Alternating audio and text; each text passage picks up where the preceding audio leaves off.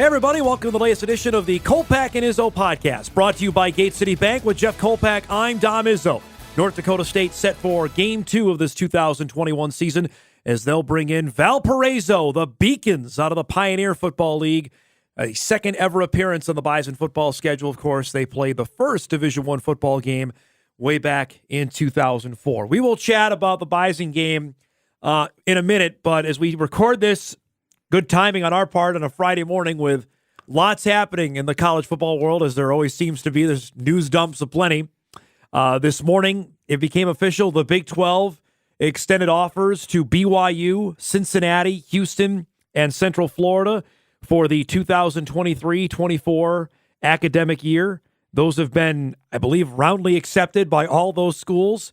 And the realignment dominoes that began with Texas and Oklahoma, Jeffrey, leaving in July for the SEC, is now continued for this, where the American loses its three top schools. Bye-bye JMU. For the Big 12. Let me get to that in a second. Sorry. Hold on a second. So they're gone now, which is ironic, by the way, that the American has set themselves up as a conference that the Big 12 wanted to raid. I found the American put out a statement saying it's not lost on us that the Power Five wanted to go get three of our schools because we thought we were a power conference for the last couple of years. Now, to what Jeffrey is saying, the dominoes are going. There's already been a couple statements, but this is really interesting to me. The James Madison already put out a statement this morning from its AD and president saying, "We wholeheartedly believe that James Madison University brings value to any conference as an outstanding academic institution with a broad athletics program featuring success across multiple sports. We will continue to work actively to ensure that JMU is in the best position for its future so as to continue providing the ideal experience for our student athletes." All right, so we know from our colleague Mike McFeely's reporting and others, James Madison wants out of the FCS. They want to be an FBS team. Their long-desired conference is the American. Does the American now look at James Madison, in your opinion? Of course. I mean, why wouldn't they? James Madison is everything. They have a big stadium. They have a big student population. It's got the marquee, the brand, as they say. The brand is always a big deal. And I think it fits right in. I mean, look at the schools in the American. Okay, Tulane, all right. Temple, Tulsa, South Florida, Navy, Houston, East Carolina. Central Florida's gone. SMU, Memphis. I think it fits in the footprint. That it does. That the interesting part to me is I think they're going to be bold. And if I'm Mike Oresco, the commissioner, I'm calling Myrtle Beach right now. I'm calling Conway and Good Coastal. I would go get them.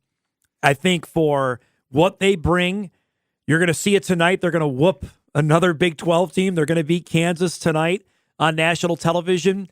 I think that's an area, Kolpack, where there are eyeballs there, and that's the name of the game is eyeballs, streaming, and TV to attract viewers. I think Coastal will be one. I think James Madison is certainly in the conversation. Here's another one that was brought to my attention and was on the air this morning. What about UAB? Now, come on. Dog with fleas. No way. I totally disagree. Birmingham's a big-time football area. They're better in football. I would not be surprised if they went down that road. You think they'll go the directional school or the look what they've got now. School? What do they have now? They're going to go. What else are they going to go and do? North Dakota State. You're talking directional school. Are they going to go and do that? No. North Dakota State's not a directional or city school or hyphenated school. I guess what I was getting at, that it is it's a state university. It's a land grant. It fits in. Does it fit in academically with those schools? I don't know. Maybe I don't not. think so. That's why why Boise State probably doesn't make sense anymore. And it was brought to my attention as well. Does Boise want it without Cincinnati, Central Florida, and Houston there? I don't think so. I don't think Boise says, well, the American isn't nearly as enticing as it was without those schools now there. And maybe they're still pining that the Big 12 will still expand. James Madison is right out in front of this, which I think they need to be. I think Coastal makes a ton of sense if I'm the American. I go get them. And I wouldn't be surprised on UAB. I don't know. UAB's better in football. They are coming in an area that obviously loves football in Alabama, it wouldn't surprise me. Doesn't it leave NDSU as the sore thumb left in Oh, FCS there's no doubt after about all that. this? If James Madison goes, oh man, that is a huge death knell in the FCS in my mind. Because what do you have left? And that you can take a slight to South Dakota State and Sam Houston and Eastern Washington and the Montanas, but you would have lost, since we started working together on this, you would have lost Georgia Southern, you'd have lost App State, you've lost Coastal, you've lost Old Charlotte. Dominion. Charlotte was there for a heartbeat and gone. Yep. And then you lost James Madison. Oof. That would be rough. If we're not at the end of the old D2 days where the Bison were at, we're pretty close. It's pretty close, right? If that were to happen. But where do you go if you're NDSU? What do you do? You can't. I mean, you're totally locked here until you get some sort of invite. And it doesn't appear the American would go the Mountain West route and invite any of those schools in. That you're kind of SOL, as I like to say right now. I don't know what you do. What was my idea last year with the football schools of the FCS doing their own league? And so you got Montana State, NDSU, SDSU, Northern Iowa, Northern Illinois. You could take them out of the MAC. Northern Iowa. I don't know. This is where we're going, and that would be pretty bold, obviously. But I don't know what else to do. If you're NDSU, I don't know what else you do. I don't. That's the part that's got to be frustrating on this, and there's only so much you can do. If the conference doesn't, you're not going to go the Liberty route and just move up for the sake of moving up and then play literally a nationwide schedule, which will just kill your resources. You're not going to go and do that. The fact the App State president put out a statement is incredible. James Madison, you mean? I mean, James Madison, not App State. It's incredible that because they don't, presidents just don't do that. It's always behind closed doors in these negotiations. Mm-hmm. It's always the people are the last to hear about these things, and for him to come out front and throw that out there, and now it's on Twitter and social media.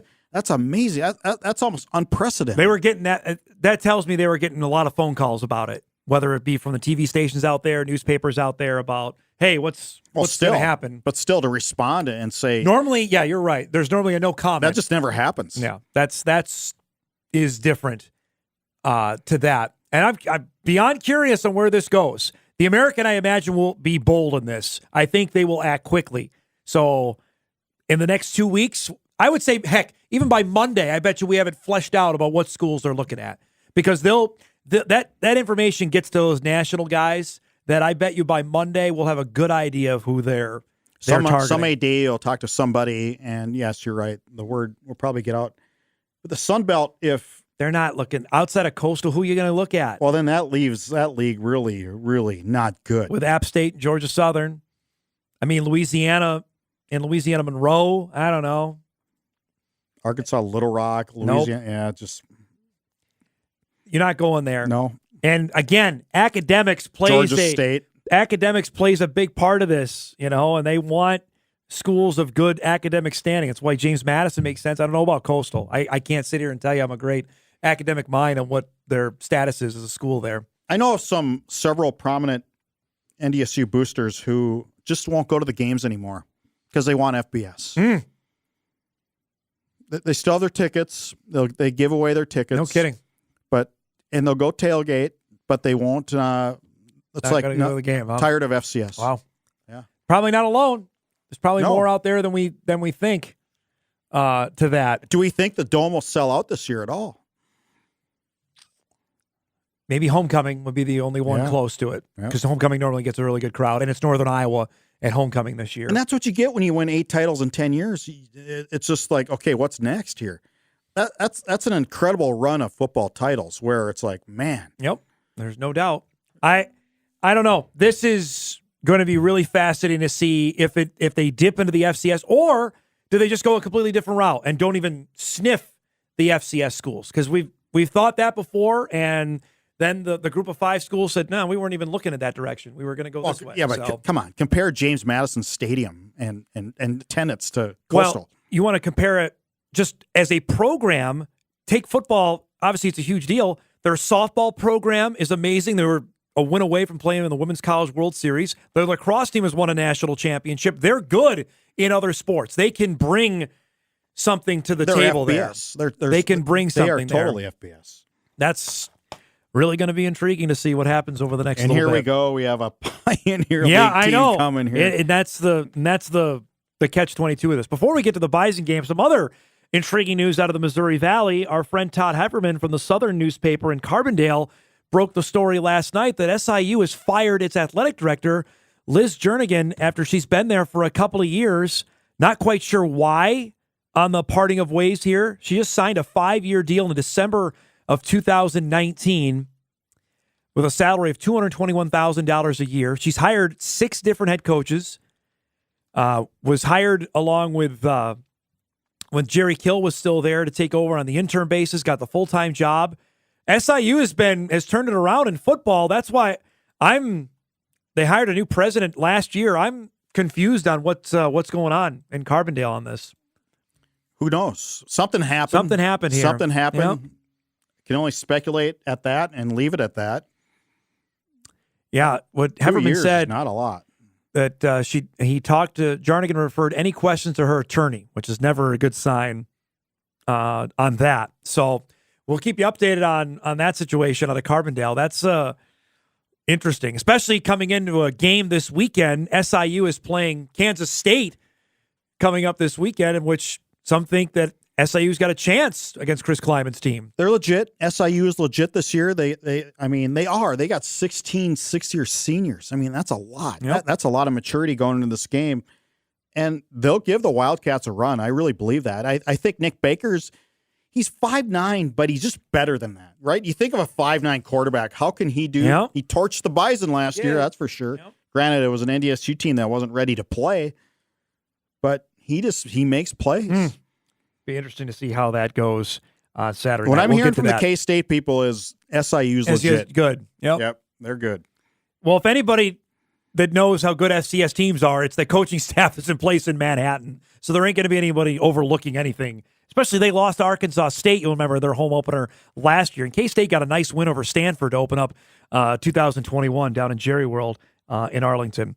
Let's get to the Bison game. Before we do that, reminder, Bison fans, the ruling on the field stands. You'll never pay ATM fees anytime, anywhere when you use your Gate City Bank debit card to get cash. Bison fans love Gate City Bank, member FDIC. Always wanted to do that as they sponsor our podcast. Okay, here comes Valpo off a loss to Indiana Wesleyan, an NAIA school. Not even an old one. They've been around for like 3 years.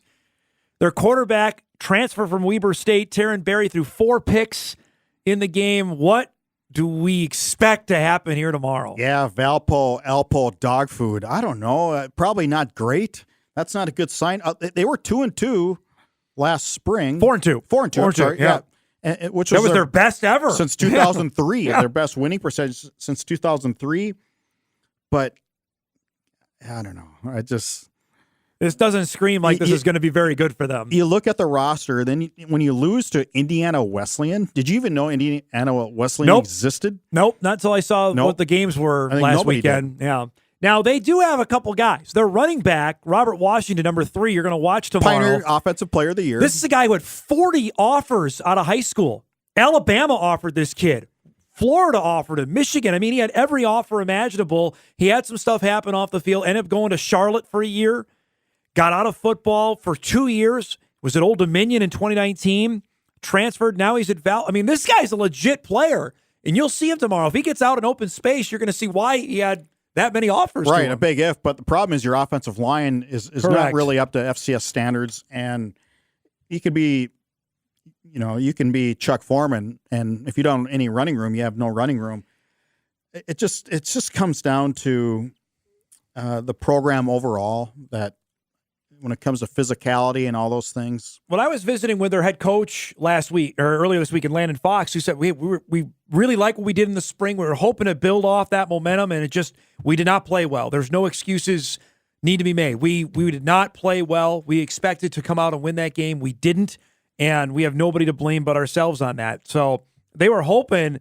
They beat San Diego that last game of the spring. First time they've done that in forever. They beat Drake. First time they had done that in a bit. And I get it, it's the Pioneer, and we're going to talk about this more in our pregame show tomorrow, but they full well know what's coming. St. Thomas plays its first Division I game tomorrow. They're on the horizon. They play St. Thomas later on this football season. So it's only going to get harder for Valpo in terms of their own league of what they're going to see. I'm just so curious to see where St. Thomas measures up on the non-scholarship Division I level. Will they come in and threaten for a league title, or will they be middle of the road? We don't know. Where does a Division III team that didn't play last year, correct, where do they stack up as far as athleticism? Where do they stack up as far as being able? I think they'll be pretty good. I think they're going to be okay. Yep, I do. In the Pioneer League, I think they're going to be A-okay. Now, they play a D2 team tomorrow. They play Michigan Tech tomorrow. Then next week, they play Northern Iowa. That will be awakening. That will be a wake-up call to go down to Cedar Falls and play that game. But I think in their league, they're going to be A-okay with the likes of Dayton. I know Davidson won the league last year. We've seen Butler. Stetson, Butler, those teams. I mean, I think they're going to be A-okay. To me, Butler just looked like a St. Thomas in 2019. Just look at them when they came out on Target Field, and we saw them in pregame when they're out there and they're just in their sweats. They didn't really look like a team you go, okay, that's Division I football. I think they'll be A-okay. I mean, Marist, Presbyterian, who doesn't punt anymore. I don't know if you saw that story. Morehead State. I mean, that's the challenge for Valpo. And Landon Fox admits that. I mean, we know full well that they've got a tough time. And recruiting is really hard. I mean, I looked, their roster literally spans the country, much like the Pioneer League does. Well, and people say, why are they playing Division I football? Well, they're Division I schools. Yep. It's all about basketball for these schools. So that's how everybody knows Valpo. Right. You can't play Division I basketball and Division II football. You just can't do that. So that's why you have these schools who have formed this non-scholarship league, and it's all over the country, from Florida and Stetson, Marist. Yep, it's upstate New York. I mean, you're San all over Diego. the place. Yeah, you're literally in the four corners. Literally all they over the need place. somebody in the state of Washington. Then they'd probably have it. I don't know if they could get Central Washington to move up and play Division I. Let's chat about things, what we saw at Game 1 from the Bison. Quincy Patterson's debut, throws 75% completion percentage, throws a touchdown pass, fumbled the ball once when he was sacked. I think, just from what I've visited and watching it over again, I thought there were moments really good, and there were some moments that were inconsistent. I think that was pretty much a standard for the whole team. But I think it was mostly good for the quarterback. I was looking for that was rule number one. What's going to be his passing percentage? And 12 of 16, 115 yards. Brock Jensen did a lot of those. Yep. He did. I mean, that's just the way a West Coast quarterback operates. And I don't think they threw the playbook at him very hard. No. They're certainly not going to do it tomorrow. Nope. Maybe in Towson, and we'll get to that game, but maybe Towson you'll see a little more. I think they want to bring him along slowly because he's never been the number one guy from day one. Yep. And now he's number one guy from day one. So I think it's just the way NDSU brings along quarterbacks. It's the Randy Hedberg way. Okay, let's do the quick outs. Let's get those down. We don't need to go downfield to Christian Watson. They did try it and would have hooked up if Watson caught the ball. Hey, Watson mistimed it. Watson lost the ball, looks like in the lights, and that would have been, you want to talk about changing a stat line, Kolpack. If that play hits, that we have a totally different theme we're talking about with Quincy Patterson. Then he's 13 Patterson. of 16 for 205 or something. And probably another touchdown because I think Watson scores. Now 13 of 16 and 205. Wow. With 2 touchdowns. Yeah. That's how different that day looks. So I thought, for the only one throw I thought that was poor was the one to the far sideline to Watson on a third down. That was low and in the ground. Other than that, I thought he was pretty good. He had one was dropped. So I thought for the most part he was pretty good. I thought he'd break more tackles. Maybe that's because I think a guy at 6'3", 245 would. It just didn't happen. I think the run game will probably be introduced as the season comes along. You're not going to see it today or tomorrow. You're probably not seeing it Towson unless they need it. Yep. So, and just keep in mind that he is a good runner. Yes. The tape we saw at Virginia Tech, he was outrunning people. Correct. He did that in the ACC. I didn't see him outrun anybody on set, which was a little surprising, but maybe the alleys weren't there. And I don't know how much they were asking him to go and do that. Dom Ganella picked up where he left off in the spring. 2 touchdowns, $135. He looks like he's going to be the workhorse of the Bison running back room. Also, from what I saw and was told, think Kobe Johnson may have had his best running game. I know he didn't get in the end zone, but, man, he ran hard on Saturday. I talked to him this week, and, yeah, he said, we're healthy. We meaning him. We're healthy, and I'm ready to roll, sir. Yes, sir. That's what he said. I love that guy. Yeah, what a good kid. So, and he looks stronger. He just looks He does. stronger. He's up to 190 now. I mean, that's a far cry from when he got here a couple years ago. I thought both of those guys ran really hard, and you're going to see more of them on Saturday. Though that's the 1-2 punch right now that Tyler Roll wants to roll with, forgive the pun, with a bit of Tamarick Williams, who got in late in the game. We didn't see much of Jalen Bussey on Saturday. And you probably either. won't tomorrow either. Who are we going to see in the next backup when this game gets out of hand? TK Marshall? Maybe a Nate Goldaddy gets in. Cheyenne kid? I think it's going to be a true freshman game. Possibly. We'll see. I'm curious. I think you're going to see Cole Payton. If the game goes the way that NDSU anticipates it can, I think you're going to see the Bison quarterback of the future get out there for the first time. So I do. Will he be allowed to throw some passes when it's 49-0? Should we call Greg Gattuso about that? You got to let him throw the outs and stuff like that. They're backups, Greg. I was going to say, I'm thinking Cole Davis didn't throw a whole lot, though, either when the game got out of hand. But granted, I don't know if they were trying to get him work or not. So there's nothing wrong with a swing pass with a true freshman quarterback. Trey did, I know. Trey Lance did those 2 games he got in 2018 he was throwing. So defensively, I know you've written about it. I talked about it on my show. 3 takeaways in the game against Albany, something we just didn't see during the spring. That's a hallmark of the Bison defense that was back. First time in 16 games they've had more than 2 takeaways in a game. Yeah. Which is really bizarre. Wild. They went the last 6 games of 2019 with not doing that, which really defies logic a little bit when you think about it. But that's how good that offense was. They almost scoring at will at times. Didn't need the takeaways and turnovers. No. Well, I'm trying to think now, going back to the last few games of 2019, the only turnover they had was the James Hendricks pick against James Madison. They had a Tutsi pick against Montana State. I don't think they forced a turnover against Illinois State in that tight 9-3 game. Nichols, they got a pick in that game, I remember. Hendricks had a pick in that one, if I remember correctly. So, yeah, that's a wild stat looking back. The other part, and we harped on this on the pod, special teams, Kolpack, new long snapper, perfect, and Caden Steindorf had 3 punts inside the 20 in the game against Average Albany. 40 yards a kick. I thought he was good. It was a good effort. We'll see if a couple he can roll over to the 60-yard types. We haven't seen that yet, but I think they like what they see out of him. He's a kid who came from Oregon, really had no idea on the program, and just loves it here. And Jaden Price, despite the fact it was called off because of a penalty, another punt return. I mean, he's a weapon back there.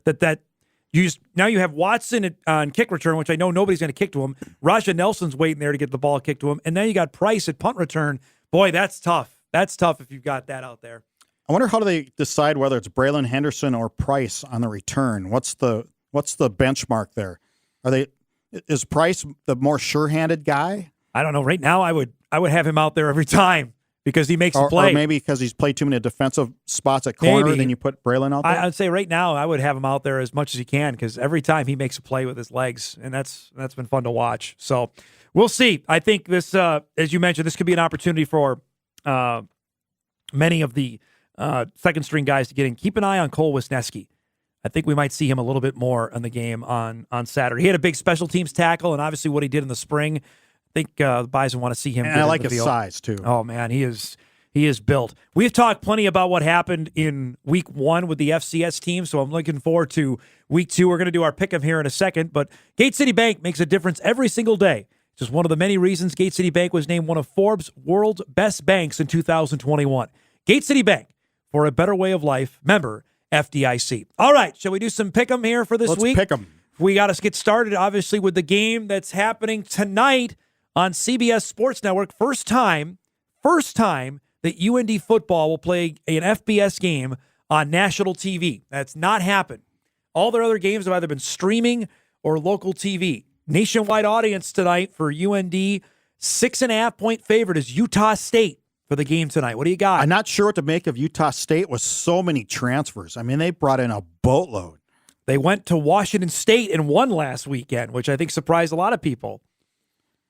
UND is going to hang in there. I think with Otis Way in the ground game, it's going to be It's certainly not. I don't think it's not going to be a blowout by any means. I think UND has what it takes as far as style of play. Slow the game down. But Utah State at home on a Friday after UND traveled to Idaho State. That's tough to do. Utah State by 3 touchdowns. Woo! 2-3. Boat race. That road. That's a hard deal, Dom. It's no doubt. You lose a day of prep, especially when you travel like that. I think it's close. I think Utah State wins 28-21 tonight. Ooh, okay. I think it's a close game. That would be fun. I know Bison fans don't want to admit it, but they're going to be watching that game tonight. Tomorrow, we've got a bunch of FBS, FCS games, much like that. The Valley has a pair, Youngstown at Michigan State, Indiana State at Northwestern. Either one of those games close tomorrow? I don't think so. I think Indiana State's still trying to figure out, although they have a lot of older players, but Northwestern is a Big Ten. They're good. How about this game then? We'll pick it in the Big Sky Valley Challenge in Vermilion tomorrow. Northern Arizona at South Dakota. Now, in the past, these are games that USD has not won. I'm thinking of you, Houston Baptist, coming into the Dakota Dome a couple of years ago and winning. Yeah, I'm not sure about Northern Arizona, what it really has. They got blown out by Sam Houston last week. I picked South Dakota at home, and South Dakota actually should have won at Kansas. They should have. They surprised me. Absolutely. I know it's Kansas, but to go in there and they had Kansas on a 4th and 10 or 12 late in the game and couldn't hold them. I like USD. Yep. I think USD wins that game. Illinois State goes to Western Michigan. Little Maction here. Does Brock Spack have some magic here back in his backyard? Yeah, Western has been down, Western Michigan has been down since PJ left. Yep. There's not much rowing the boat over there. But Illinois State, they've lost so much from in the COVID era. I just don't think they go in there and win. I think they're still too young. And I'm telling you what, until Brock finds a quarterback, it's going to be hard to pick him in a game like this. I'm with you. I like Western Michigan probably by 10 in that game. NDSU's next opponent is Towson. They're playing on the road for a second straight week at New Hampshire. This is a good rivalry game in the CAA. Each of these teams won their opener. Towson got a win over Morgan State. New Hampshire won its league opener last week. Bison fans, do not sleep on Towson because they have a quarterback, Chris Ferguson, who led Maine to the 2018 CAA title. This guy, then he transfers to Liberty. Now he's back. In the CAA. He's probably 25 years old. We don't know. You just don't know how old players are anymore. Here's Rob Ambrose after the win. He goes, last week, the level of experience that our defense, offense, and special teams has is probably at the highest level since I've been a coach here. And he was there during the run to the national title before the Bison stopped him. So Towson you got? I got Towson. I like Towson as well on the road. I'm excited about that game next week. That should be a lot of fun from the Bison. Head out to Maryland for the first time in school history for that game. SIU and Kansas State. We talked about it 6 o'clock tomorrow night. Big 12 network and ESPN Plus. Who you got here? I think SIU is going to push him. It's the first matchup for Chris Kleiman against a Valley school since he's been at K-State. But I like the way K-State played against Stanford. They handled them. It should have been a bigger score than what it was. Too. So I think SIU pulls away in the second half. SIU pulls away or K-State? K-State. Okay. K-State, you got winning. Yes. Okay. Just want to make sure we're right got here. My second flub. I got to get some focus. K-State wins here by, I think, 7-10. I think it's going to be a game. I think this is a game into the fourth. Hang in there. I think it's a game into the fourth quarter. I do. I think that's going to happen tomorrow night in Manhattan. Let's do a couple others here before we wrap up. South Dakota State is playing, by the way, a Division II school tomorrow in Lindenwood. The Jackrabbits should not have any challenge in that game. Tomorrow, the last FCS game we'll pick, and then I want to do one FBS game. Central Arkansas and Missouri State tomorrow in Springfield. I like this game. I do. I like Missouri State. I think Central Arkansas is good, but not like they were last year. I think last year with, Robert Rochelle and Braylon Smith. Just had a little more to the team.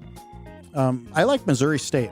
Mo State. All right. I'll go Central Arkansas on the road. They have a transfer like quarterback, Missouri State. That's a program that they're dying for a quarterback. Yes. Just like SPAC is. They're trying to find the guy. They keep they rotate and transfer a guy in, and he leaves. And they played well in Stillwater last week against Oklahoma State. Yeah. Gundy's team got pushed by Mo State.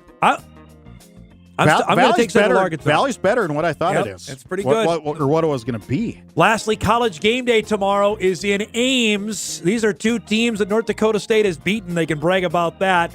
Iowa State for the Cyhawk, 9-10 in the country. This probably is the biggest thing ever in the state of Iowa. Iowa State puzzled me last week with Northern Iowa push them like they did, but maybe Northern Iowa's better. Again, the Valley maybe is better than what we thought it was. And Iowa just destroyed Indiana, that I thought was going to be a pretty good team. Yes. Indiana has quarterback back. They had a good year last year. I like Iowa in this game. Ooh, all right. I'm taking Iowa State just to make things different. I think Matt Campbell's team is finally going to get over the hump and beat Iowa. Maybe I'm guilty of the comparative score game. We all go down that road once in a while. That's going to be fun.